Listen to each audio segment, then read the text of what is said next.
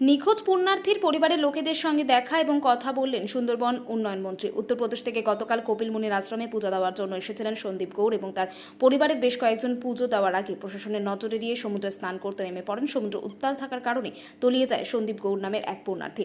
প্রশাসনের তরফ থেকে তল্লাশি অভিযান চালিয়েও এখনো পর্যন্ত কোনো খোঁজ পাওয়া যায়নি। আজ এই নিখোঁজ পরিবার সদস্যদের সঙ্গে দেখা করলেন গঙ্গাসাগর কোস্টাল থানার ওসি এবং সুন্দরবন উন্নয়ন মন্ত্রী বঙ্কিমচন্দ্র হাজরা।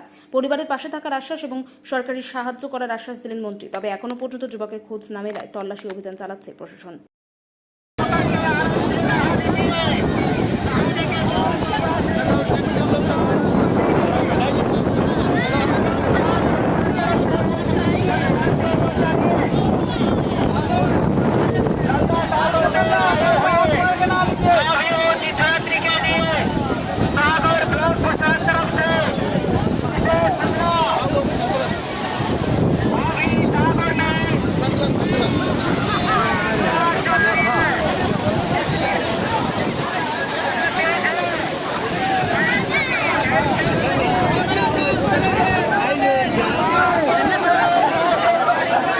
দপ্তরের ক্যাবিনেট মন্ত্রী আমাদের বঙ্কিম হাজরা স্যার, উনি আপনাদের এই কথা শুনে ছুটে চলে এসেছেন।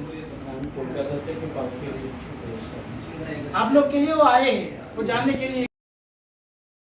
ব্যুরো রিপোর্ট, উত্তরের প্রহরী।